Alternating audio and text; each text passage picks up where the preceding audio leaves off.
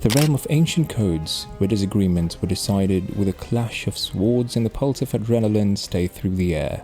From the dazzling armor to the loud crash of weapons, experience the ferocity and honor that distinguish these famous confrontations. Join us on a time-traveling adventure as we reveal the riveting story of a medieval fight cloaked in mystery and bursting with raw fury. The trial by combat, known as the wager of battle in English, was introduced to the common law in the Kingdom of England following the Norman conquest and remained prevalent during the High and Late Middle Ages.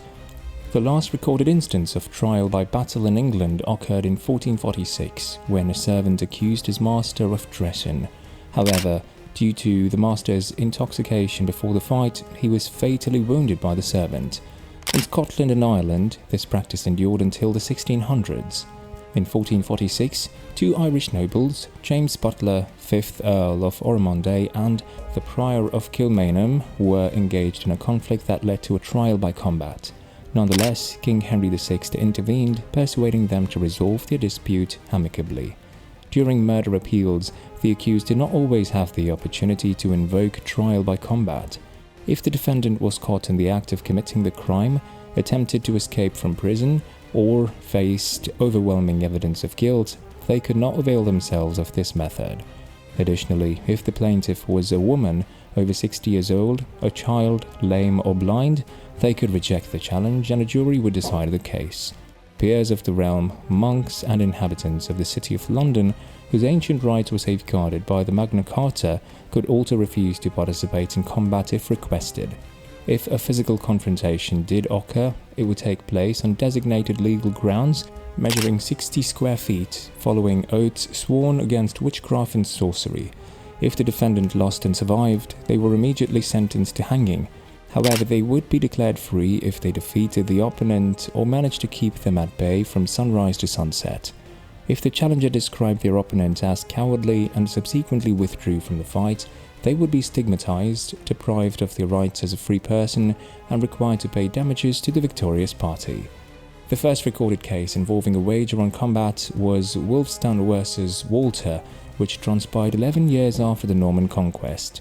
The names of the individuals involved indicate that it was a clash between a Saxon and a Norman.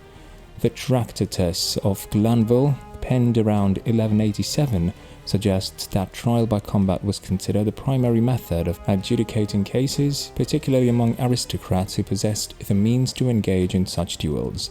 Around 1219, trial by ordeal was replaced by trial by jury, marking a shift in legal proceedings. Since the Assize of Clarendon in 1166, trial by ordeal had been customary method for the Crown to establish its case. However, as the presence of lawyers increased around the 1300s, they sought to protect their clients' lives and physical well-being by steering them away from physical combat. Consequently, various legal fictions were devised to allow the use of juries even in cases that were formally resolved through trial by combat. In civil cases, which differed from criminal cases, different rules applied. In civil proceedings, women, the elderly, individuals with physical impairments, children, and beginning in 1176, clergy members were given the option to either have a jury trial or appoint champions to fight on their behalf.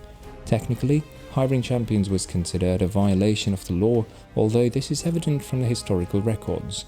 For instance, a document from 1276 found in Bishop Swinefield's residence revealed his commitment to annually compensate Thomas Bridges for serving as his champion, including a stipend and expenses for each fight. In criminal cases, the person chosen to fight on behalf of the Crown was often selected from the accused's acquaintances or from among the incarcerated.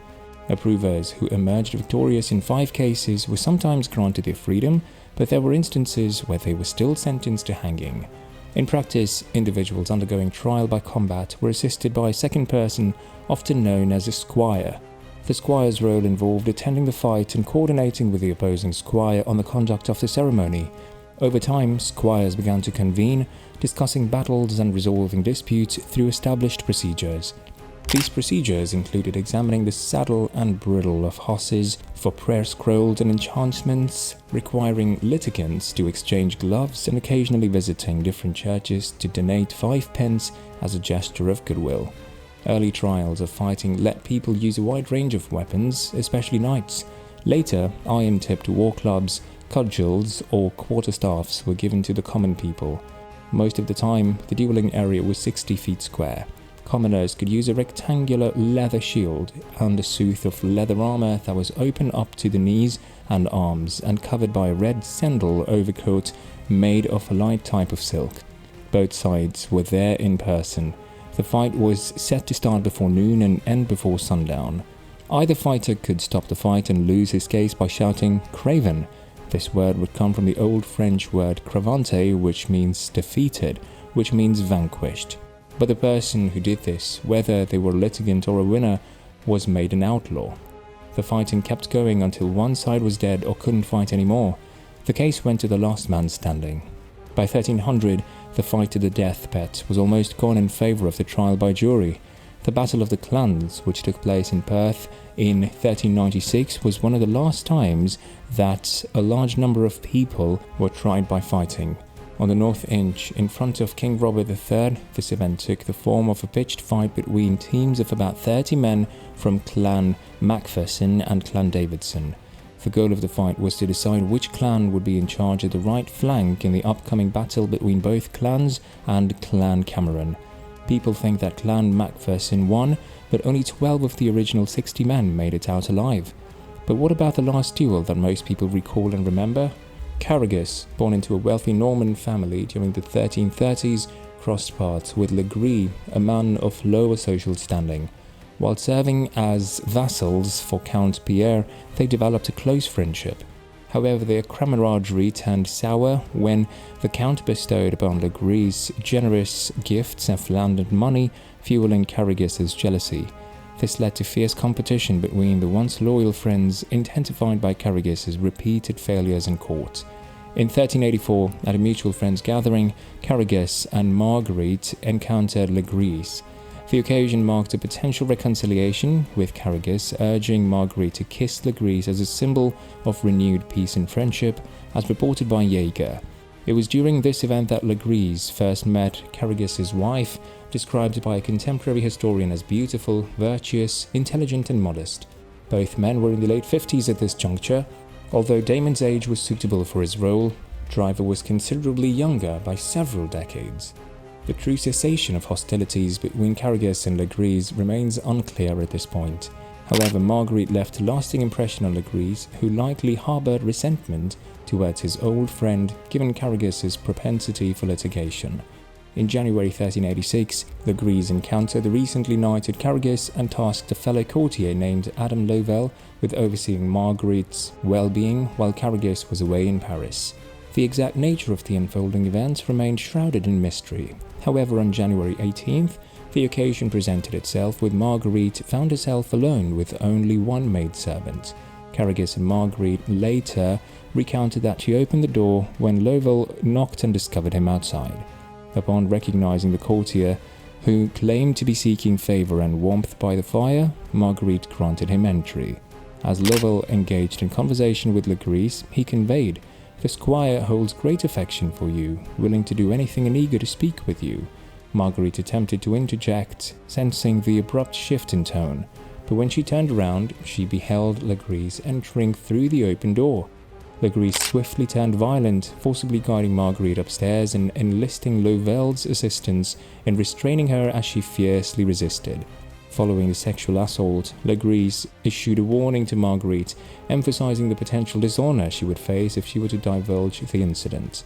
He insinuated that her husband might even resort to violence upon discovering the truth. "Stay silent and I shall do the same," he cautioned. In response, Marguerite asserted, "I will remain silent, but not indefinitely as you wish." Legree taunted her further by flinging a bag of coins in her direction, remarking that his associates would offer a convenient alibi for his absence. But our journey doesn't end here. We want to know what you think. In the comments, tell us what you think and what you know. Subscribe to our channel and hit the bell to get updates on our new episodes, where we'll keep digging deeper into the interesting stories that shape our world. Join us on our next adventure as we continue to find amazing facts about the past. Until then, keep watching.